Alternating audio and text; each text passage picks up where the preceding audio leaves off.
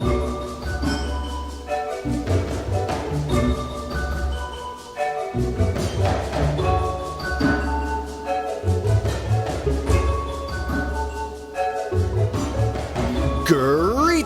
citizens of Nindie Nation, and thanks for tuning in to the Nindie Nation podcast, your weekly dose of all things independently developed for the Nintendo Switch.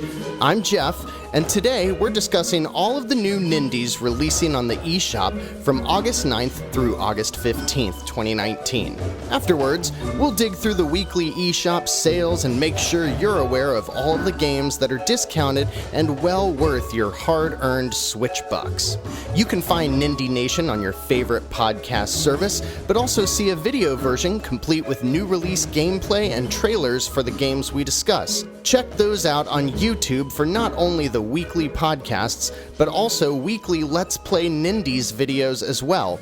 This week's Let's Play Nindies is Laser Kitty Pow Pow, a game about cat memes who scream and shoot lasers out of their eyes, and it's hilarious and you've just gotta see it to believe it. Nindie Nation is brought to you by the Nintendo Village. Nintendo Village is a network of content creators focused on all things Nintendo, and you can head over to thenintendovillage.com to check out their articles, reviews, and other shows like Nindie Nation, including Nintendo Nostalgia, focusing on the great Nintendo titles of yesteryear, or P-Myth Gaming, brought to you by Phil Myth, the founder of the Nintendo Village, as he goes into a weekly roundup of all of the gaming news, rumors, and of course his occasional soapbox ranting. But with that out of the way, it's time to dig our digital heels into this week's Nindies. There are a few stragglers who snuck onto the eShop in the last week without actually being on the release list, so before we get too far, let's get started with seeing what we missed on the eShop since our last episode. Last week's releases include Gravekeeper by Forever Entertainment, which is a top-down hack-and-slash action RPG that reminds me a lot of Torchlight, if that rings a bell. It's being referred to as Stardew Valley's dark cousin, where instead of harvesting crops, you're harvesting bodies.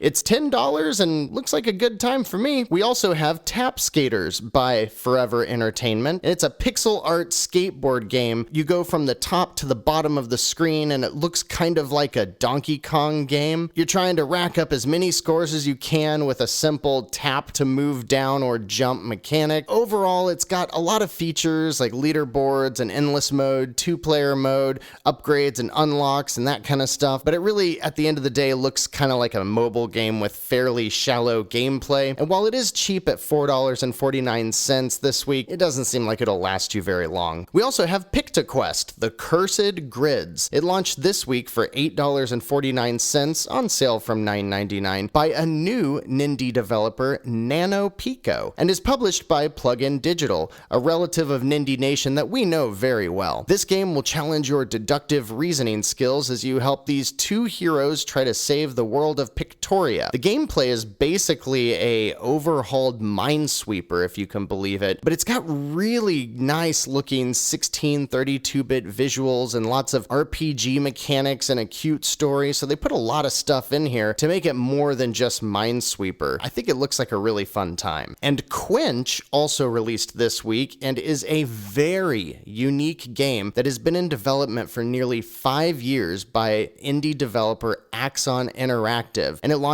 this week for $20. It's a lo-fi, low-polygon game where you, as an elder elephant with otherworldly powers, modify terrain and weather around you so that you can guide, protect, rescue, and ultimately deliver the other animals from the African safari to, I don't know, wherever it is you're going. It features a really upbeat, fun soundtrack that I might be using in the intro, we'll see, as well as a significant focus on narrative with cinematic cutscenes and a seemingly deep story set across a really different, unique papercraft-inspired landscape. The combination of that art style with the low poly graphics, it seems like a labor of love, and it seems like so far, based on the reviews, that it's really paying off for them.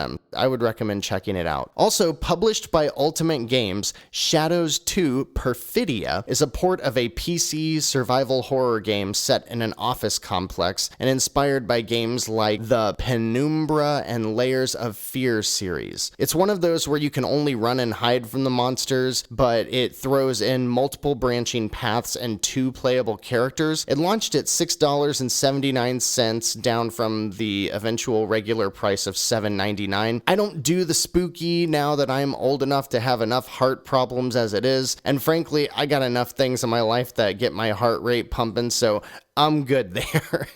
But, you know, if saving elephants or running from the boogeyman aren't your thing, maybe balls are? This week we got the $5 physics puzzler Wreckin' Ball Adventure, published by QByte Games, who also recently published Laser Kitty Pow Pow, which I was a fan of. And the winner of this week's Best Indie Developer name is Don't Bite Devs.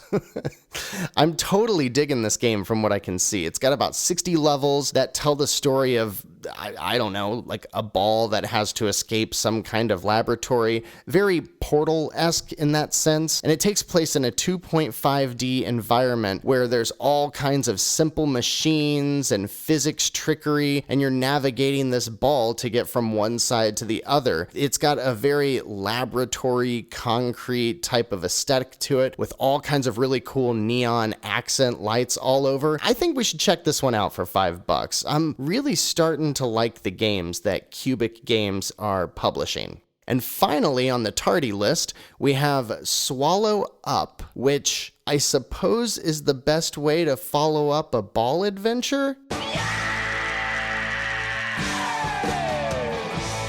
Sorry, I couldn't help myself. Anyways, Swallow Up launches for $7.99 by publisher Rising Wind Tech and is some kind of puzzle game by a company that apparently doesn't like telling anyone when their games are releasing until 3 days after they actually launch. However, the publisher does have this to say about their game.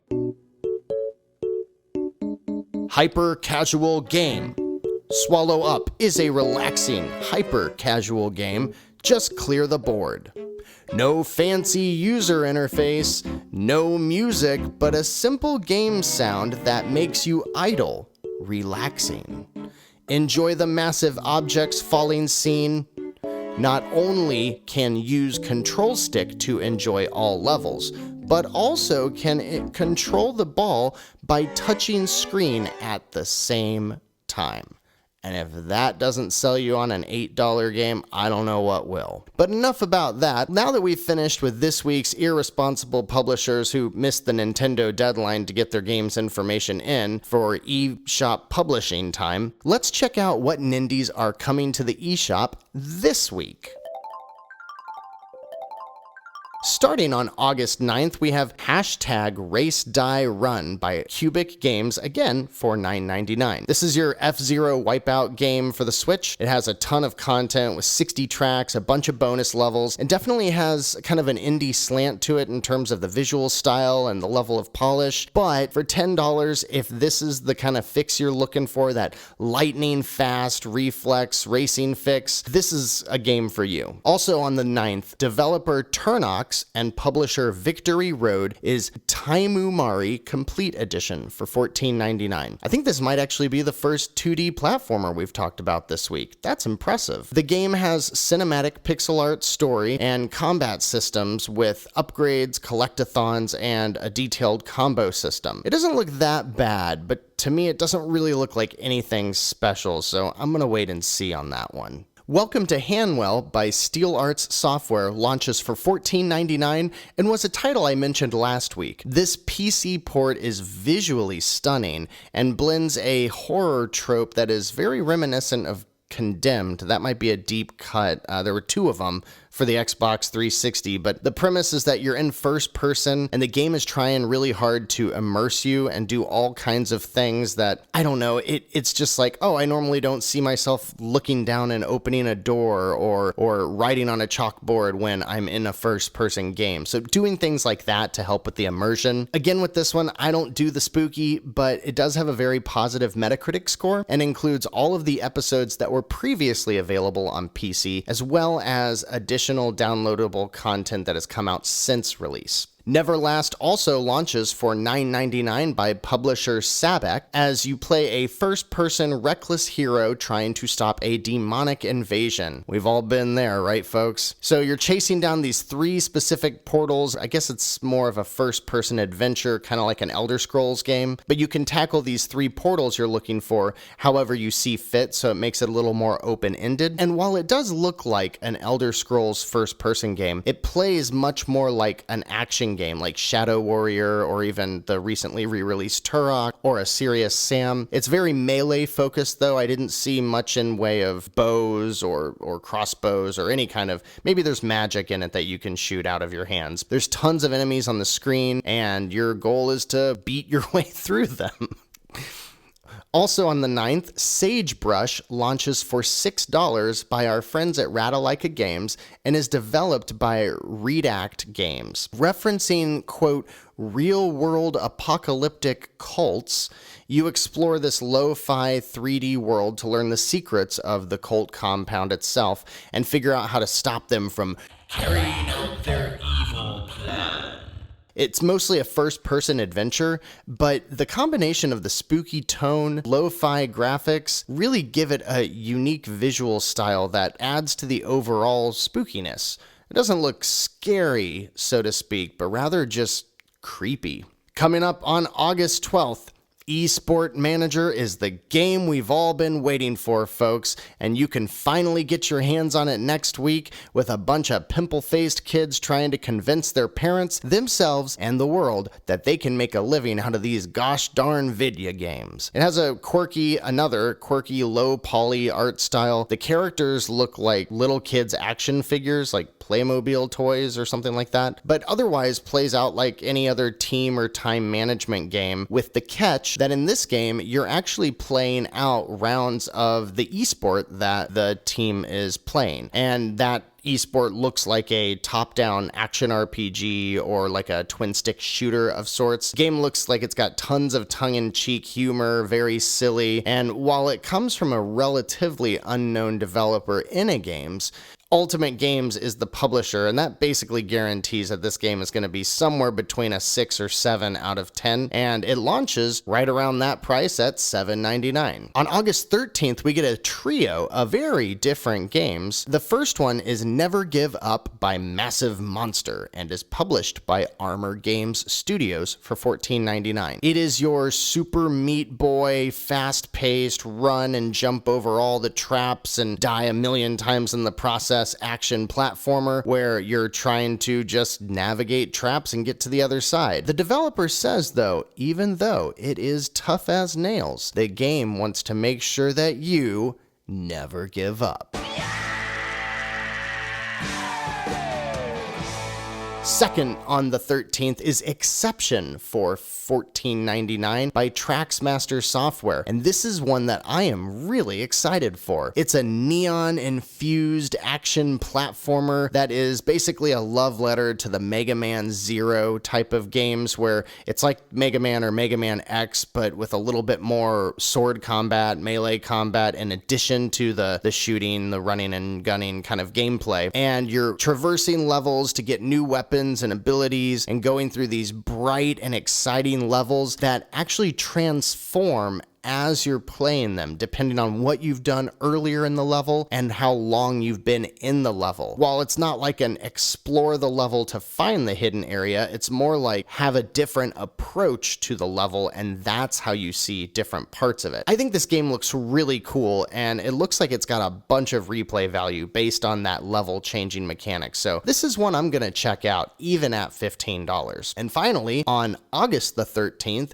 is in fact Friday the 13th, the game based on the horror movie that launched a couple of years ago on PC and PS4. I've got some caveats here. It does launch at the whopping $39.99, and while it's still published by the original publisher Gun Media, it is no longer being created by the original developers IllFonic, as they closed their doors earlier this year, and so it's being picked up by a developer I'm frankly not familiar with called Black Tower Studios. The game itself is a really fun 7 versus 1 multiplayer game, but the combination of the high price, almost guaranteed performance issues downgrading onto the Switch, a very detailed history with network and connection issues from the original game, and an unknown developer taking the reins, it's really hard for me to recommend this game, and I would actually say, even if you love it, hold off on picking this one up until we can see it out in the wild and see how it actually performs in the real world. This would be a great title to get crossplay though. You've probably got some waning communities that are still active but smaller. I mean, if you could combine the Switch release with the PC and PS4, you'd have a ton of people to play with right out of the gate.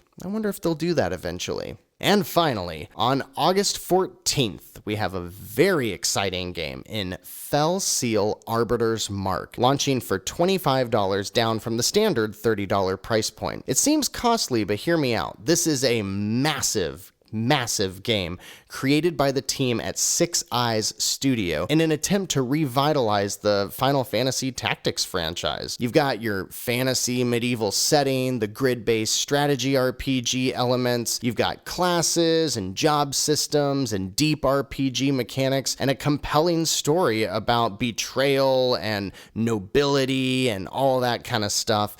I'll say this. If you were hoping for a more traditional Fire Emblem game and were a little turned away by the new modernizations that the recent Three Houses brought, this is absolutely the game for you. It comes with a very strong PS4 and PC review score and plenty of content to justify the price point, especially when it's on sale for a few bucks off in this first week. So if you pick this up, let me know. I would love to hear more about it. Talk to me at Nindie Jeff or at Nindie Nation on Twitter, because I would love to hear more firsthand accounts of Fell Seal Arbiter's Mark. And that's all for this week, and coming up in the following week, we have the first iteration of a long-running 3DS Nindie series, a collection of cult classic favorites, and soon we get the exciting new game from Double Fine Studios as they leave the world of indie development to become an Xbox studio going forward. Their next game, Rad, looks really rad, and I'm really looking forward to it. But you know what else is rad? All of the games that are on sale this week.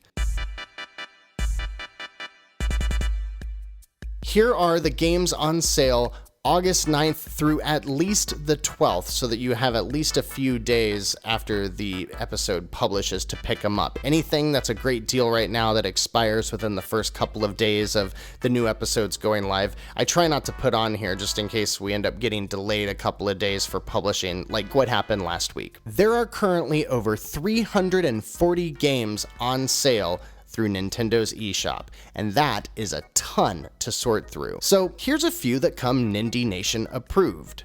Super One More Jump is a cute 2D retro platformer on sale for 98 cents, down from $8.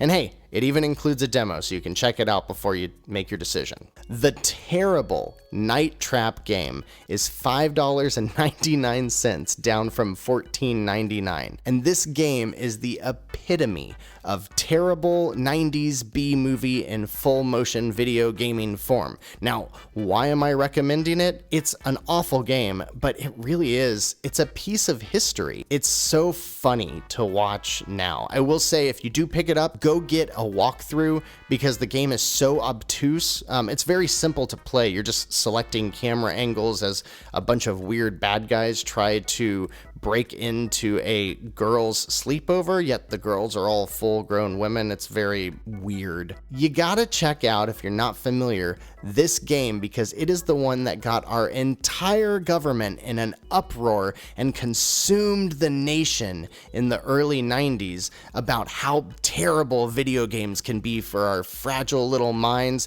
and it ultimately, alongside Mortal Kombat, led to the creation of the ESRB, or Entertainment Software Ratings Board.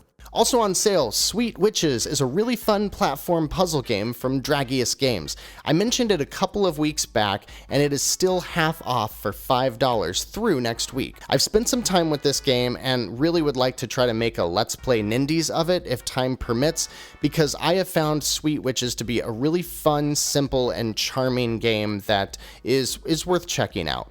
Oh, CatQuest!